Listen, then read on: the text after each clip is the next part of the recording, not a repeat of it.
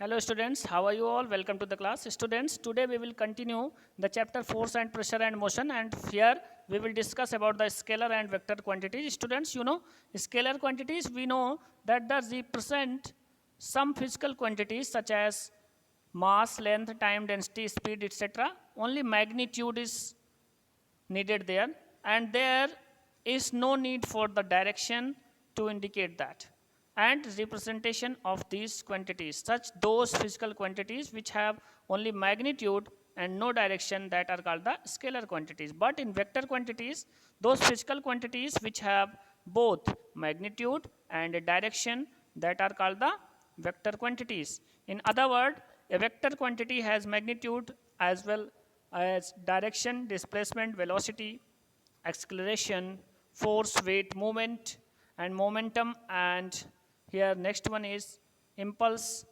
are some of the vector quantities. Distance and displacement.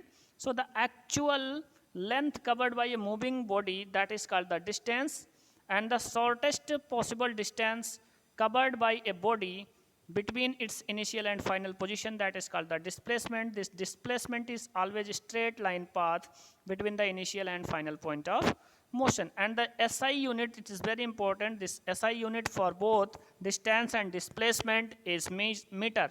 You will measure it into meter. For example, in figure you are seeing here at shortest distance you will cover as a displacement. The athlete walks a greater distance than the couple here, 40 meter, but you will cover for the distance, that shortest distance you will measure. Now, physical quantities that are of two types, scalar quantities and vector quantities. You know, the scalar quantities, examples mass and length, and vector quantities, that is velocity and weight. Here speed. What is speed?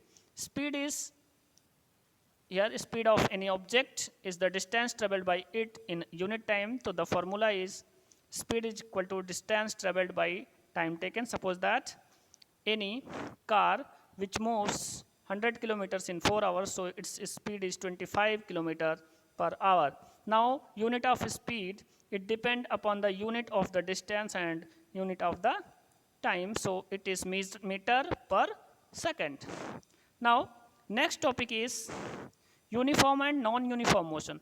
When the speed of any moving along any object which is in moving along a straight line remains the same or unchanged, we say, here we will say that this one is in constant motion.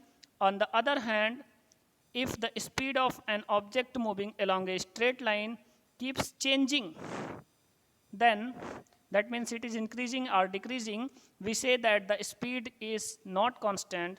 So depending on the nature of its speed, a moving object may have uniform or non-uniform. Next one is graphical representation of motion.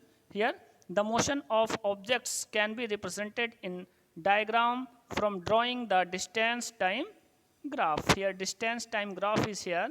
So here a distance time graph shows how the distance traveled by moving object, it changes with the time, and this point will be clear from the following examples. First one is distance time graph for uniform speed or constant speed. When an object moves with a uniform speed, that means speed remains constant, so it travels equal distance in equal intervals of time, so the distance traveled is directly proportional to the time. Okay. Now when the two things are directly proportional to each other, that means the graph drawn between them is like this here, which is given into the figure. Now straight line graph, this one you are seeing here. So the graph drawn between them, that is straight line. Thus the distance of any moving object when a uniform speed is straight line. Okay. Now next one, the slope or slant of a distance time graph indicates the speed of the object. Its distance time graph has a low slope. Okay. When it will not in uniform, this situation will be there. Okay. distance time graph for non-uniform speed or changing speed.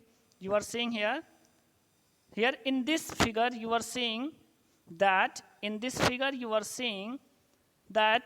2.12 is sloping upward, showing that the time increases with distance traveled by the object increases in the same proportion. So if distance time graph of an object is straight line, it indicates that the object is moving with the uniform. So constant speed is here. Now distance time graph for non-uniform speed. Here the non-uniform speed or changing speed, you are seeing here in this graph that non-uniform speed, you will find the graph, such type of graph, and that is indicated about the non-uniform speed. Okay, students, this is sufficient for today, and remaining portion of this chapter we will discuss in our next video. Till then, thank you everyone.